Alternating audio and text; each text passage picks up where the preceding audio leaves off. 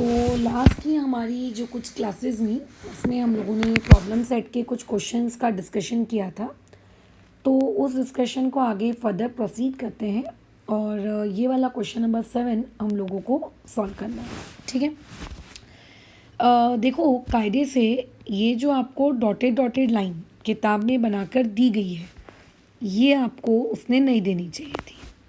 ठीक है, ये आपका कंस्ट्रक्शन था, पता है, बट क्योंकि किताब में बना के दिया है तो हम लोग उसको कंसिडर करेंगे, बट एक्चुअली वो कंस्ट्रक्शन पार्ट आपका था।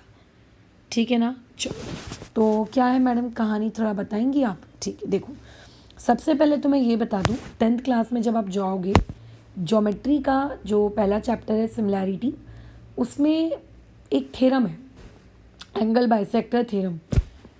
उस एंगल बाइसेक्टर थ्योरम का या उस एंगल बाइसेक्टर की प्रॉपर्टी का जो फाइनल रिजल्ट आता है, उस फाइनल रिजल्ट को हम ऑब्वियस है कि एक्सरसाइज में न्यूमेरिकल सॉल्व करने के लिए, अदर चीज़ों को सॉल्व करने के लिए यूज़ डेफिनेटली करते हैं, बट उसका जो पूरा का पूरा प्रूफ है 75% यही है। ये जो क्वेश्चन आप यहाँ 7 कर रहे हैं ना, यही है। ठीक है, जब आप आगे जाएंगे फ्यूचर में 10th क्लास में, तब आपको यही सेम स्टेप्स देखने को मिलेंगी, बस थोड़ा और आगे। मतलब अभी हम इस क्वेश्चन को P S equal to P R ला के स्टॉप कर देंगे, बट फ्यूचर में आपको 10th क्लास में P S equal to P R के आगे तक जाना है, और फिर आप जब आगे तक पहुंचोगे तब आप बोलोगे कि हार्ड करके। ठीक है, अब ये मेरा क्वेश्चन, वो प्रॉपर्टी मैंने प्रूफ कर ली, तो ये सेम चीज़ आपको 10th क्लास में भी मिलने वाली है, एंगल बाइसेक्टर प्रॉपर्टी के नाम से मिलेगी। ठीक है, और बस फ़र्क इतना है कि यहाँ पर हम लोग 50% इस क्वेश्चन में काम कर रहे हैं, बाकी का 50% जब आप ट्राइंगल की सिमिलैरिटी सीख जाएंगे तो वहाँ पर इन दोनों चीज़ों को मिलाकर वो थ्योरम बन जाएगा। ठीक है, चलो तो शुरू करते हैं। सबसे पहले बात कर लेते हैं यार गिवन की। तो गिवन में अगर मैं आऊँ तो सबसे पहले मुझे ये पता है कि मेरे पास जो ट्राइंगल क्यू पी आर या P Q R whatever you want to say, ये जो है इसमें जो सेक पी टी है, ये सेक पी टी जो है वो क्या है, बाइसेक्टर है। किस चीज़ का बाइसेक्टर है? मेरे एंगल क्यू पी आर का। अब देखो बाइसेक्टर सुनते बराबर ना तुम्हारे दिमाग में एक ही घंटी क्लिक होनी चाहिए कि दोनों एंगल्स के इक्वल टुकड़े हुए होंगे। जैसे कि एक एंगल ये वाला, एक एंगल ये वाला, let us call this as 1, let us call this as 2, यानी कि 1 बराबर 2 रहा होगा और वो बड़े वाले एंगल का बाई 2 रहा होगा। ख़त्म। ये आपको सबसे पहले आपके दिमाग में टनटनाना चाहिए। बाकी इस पर्टिकुलर क्वेश्चन में और कोई गिवन इन्फॉर्मेशन नहीं दी गई है। ठीक है, बाकी सब कुछ आपको फालतू टाइम पास है कि इसको ज्वाइन किया, ये किया, वो किया। ठीक है, सब टाइम पास है। अब आते हैं हम लोग हमारे टू प्रूव में। देखो टू प्रूव में क्या बोला है कि आपको ये प्रूव करके दिखाना है कि पी एस इक्वल टू होना चाहिए पी आर के, है ना। यही टू प्रूव करना है आपको। यस मैडम, यही टू प्रूव करना है कि पी एस किसके इक्वल होना चाहिए, पी आर के। First of all try to locate where is P S and where is P R in the triangle. आखिर ये पी एस और पी आर कहाँ हैं, किधर छुपे पड़े हैं, right. First try to locate it. तो जब आप गए आपने देखा कि अच्छा पी एस तो ये है, ओ पी आर तो ये है, तो आपको क्या प्रूफ करना है, P S equal to P R proof करना है। आपको क्या प्रूफ करना है, आपको P S equal to P R proof करना है। तो तुम्हें शायद ये याद होगा, हमने कुछ दिनों पहले आइसोसेलेस ट्रायंगल थ्योरम पढ़ा था, याद आ रहा है। आइसोसेलेस ट्रायंगल थ्योरम ये कहता था, बोलो क्या, कि अगर कभी किसी भी ट्रायंगल की दो साइड्स इक्वल हैं तो उसके अपोजिट वाले एंगल्स भी इक्वल होंगे। यही कहता था ना आइसोसेलेस। यानी कि पी एस इसके अपोजिट एंगल कौन है, ये है इसका opposite angle, let us called it as 3। यानी कि आपको ये प्रूव करना है कि angle 3 equal to P R. P R के अपोजिट कौन है, इधर एंगल एस यानी कि 4। यानी कि मुझे ये प्रूव करना है कि एंगल 3 इक्वल टू क्या आना चाहिए, एंगल 4 आना चाहिए। यही प्रूव करना है ना मुझको, और तो कुछ प्रूव करना नहीं है। यानी कि P S equal to P R prove करो या फिर एंगल 3 इक्वल टू एंगल 4 करो, क्या फ़र्क पड़ता है यार, दोनों सेम ही चीज़ें हैं, है ना। अच्छा चलिए, बहुत अच्छी बात है। अब आगे बढ़ते हैं। आगे क्या है? सबसे पहली चीज़ है कंस्ट्रक्शन। ये सबसे ज़रूरी चीज़ है कंस्ट्रक्शन। तो ये जो आप लोगों का कंस्ट्रक्शन है, मैंने जैसे क्या कहा, इस क्वेश्चन में उसको आपको देना नहीं चाहिए था वो डॉटेड लाइंस बनाकर। 10th क्लास में आपको डॉटेड लाइंस बनी हुई नहीं मिलेंगी, वहाँ पे आपको कंस्ट्रक्शन खुद ही करना पड़ेगा। बट होगा कैसा कि क्या कंस्ट्रक्शन करना है ये पता होना चाहिए। तो सबसे पहले हमको क्या करना है, हमें ज्वाइन करना है किसको? आर एस को। ठीक है, such that is very important part. इस तरीके से ज्वाइन करना है कि ये जो आपका आर एस ज्वाइन करने के बाद बनेगा और जो पहले से वहाँ पर एंगल बाइसेक्टर है पी टी, ये दोनों एक दूसरे के क्या होने चाहिए?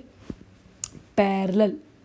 यानी कि सच दैट कि R S parallel to what? आपका पी टी। यही इसका सबसे इम्पॉर्टेंट कंस्ट्रक्शन है। ठीक है, यही इसका सबसे इम्पॉर्टेंट कंस्ट्रक्शन है। अच्छा ठीक है यार, बराबर समझ में आ रहा है।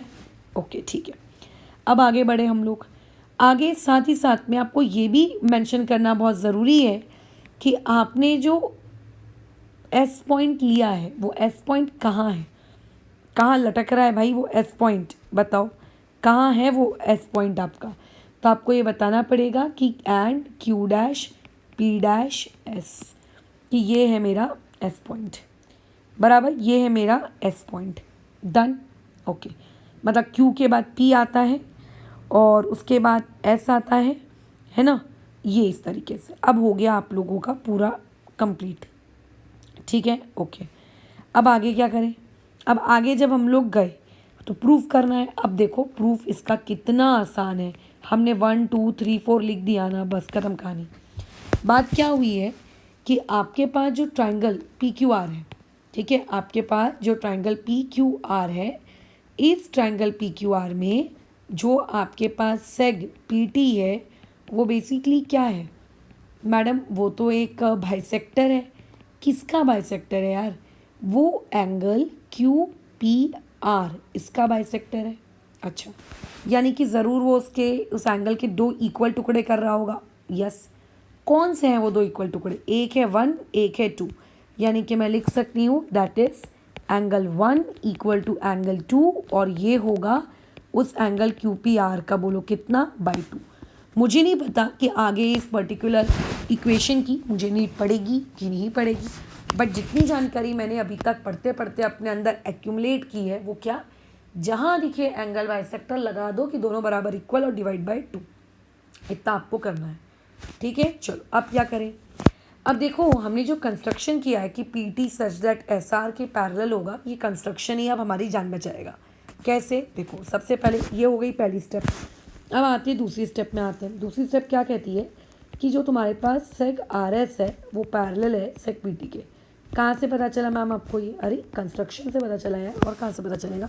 कंस्ट्रक्शन में लिखे हैं ना हम। अच्छा, अब बात आती है कि अगर आप किसी लाइन को पैरेलल ले रहे हो तो आपको उसके ट्रांसवर्सल्स भी दिखाने पड़ते हैं।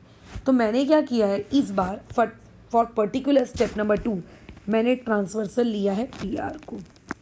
ठीक है, मैंने ट्रांसवर्सल लिया है पी आर को। अगर मैं ट्रांसवर्सल पी आर को लूँगी, तुम्हें नहीं लगता कि ये वाला एंगल, ये वाला एंगल जिसको मैंने अभी शेड किया है और ये वाला एंगल जिसको मैंने अभी शेड किया है, ये दोनों अल्टरनेट हो जाएंगे? अरे हाँ यार, ये तो दोनों अल्टरनेट हो जाएंगे। तो हम यहाँ लिखेंगे कि and P R is a transversal. P R हमारा क्या है? ट्रांसवर्सल है।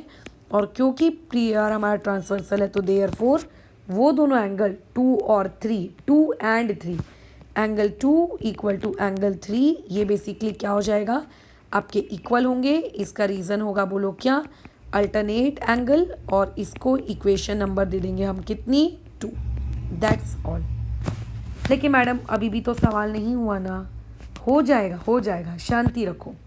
अभी मैंने ट्रांसवर्सल किसको लिया था? उस पी आर को लिया था, है ना? हटा दो उसको, भूल जाओ, है ना? ट्रांसवर्सल तो आप कितनी भी ले सकते हो, राइट? अभी फ़िलहाल हमने पी आर को लेके अल्टरनेट एंगल लिखा था, भूल जाओ उसको। वापस से अभी पी टी को और वापस से अभी एस आर को फिर से पैरेलल लिखो।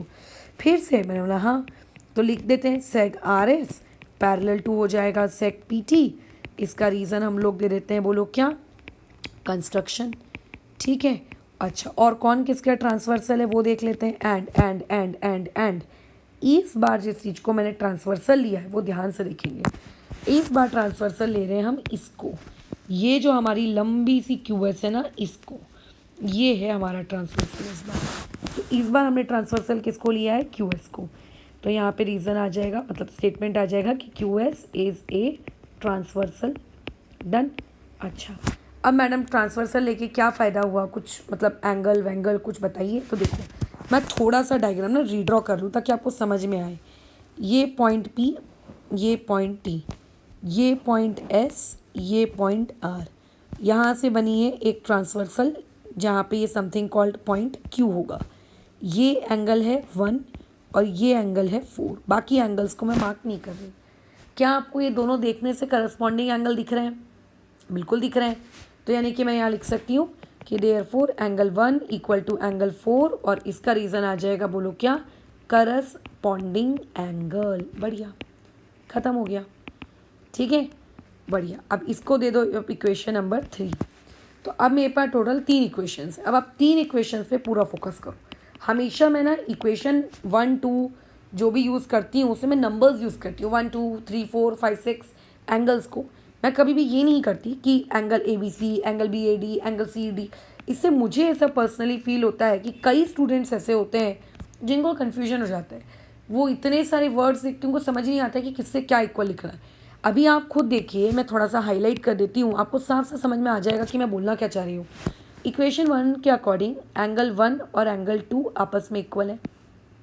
इक्वेशन 2 के अकॉर्डिंग एंगल 2 एंड एंगल 3 आपस में इक्वल है। इक्वेशन 3 के अकॉर्डिंग 1 और 4 आपस में इक्वल है। यानी कि बेसिकली अगर मैं तीनों इक्वेशन को ध्यान से देखूं तो 1 2 का फ्रेंड है, 2 3 का फ्रेंड है, 3 आपका क्या क्या 1 अगेन 4 का भी फ्रेंड है। मतलब 1 सब आपस में ये लोग लिंक्ड है ना, ये लोग सब आपस में क्या है, लिंक्ड है। तो यानी कि मैं लिख सकती हूँ कि therefore angle 1, angle 2, angle 3, angle 4 ये चारों के चारों ही आपस में इक्वल है। और मुझे प्रूव क्या करना था, आप पढ़िए टू प्रूव। मुझे प्रूव ये करना था कि किसी तरीके से भगवान एंगल 3 इक्वल टू एंगल 4 आ जाए। अब तो आ गया ना, अगर चारों ही एक दूसरे के इक्वल है यानी कि आई कैन राइट कि एंगल 3 इक्वल टू एंगल 4। चारों इक्वल है तो मैं ये भी लिख सकती हूँ 1 equal to 2, 2 equal to 3, 3 equal to 4, 2 equal to 4, 4 equal to 3। कुछ भी कॉम्बिनेशन बना सकती हूँ दो का। बट क्वेश्चन में जो चीज़ टू प्रूव करने को बोली गई है वो बोला गया था 3 इक्वल टू 4, और यही हमें प्रूव करना है। दैट इज 3 इक्वल टू 4, यानी कि अगर दो एंगल्स इक्वल हैं तो उनके अपोजिट साइड भी इक्वल होंगे। तो एंगल 3 का अपोजिट हो जाएगा PS और एंगल 4 का अपोजिट हो जाएगा PR।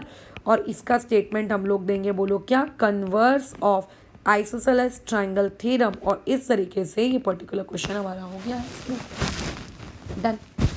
ठीक है, कितना इजी था। दिखने में चीज़ें जाइंट सी लगती हैं, बड़ी सी लगती हैं, बट इन रियलिटी अगर आप थोड़ा इन डेप्थ सोचना शुरू करोगे तो नहीं होगी दिक्कत। याद रखना अगले साल 10th क्लास में यही सेम चीज़ आपको देखने को मिलेगी। ओके, चलो फिलहाल इस चीज़ को अभी यहाँ पे रोकते हैं, इसके बाद और आगे क्वेश्चंस कंटिन्यू करेंगे।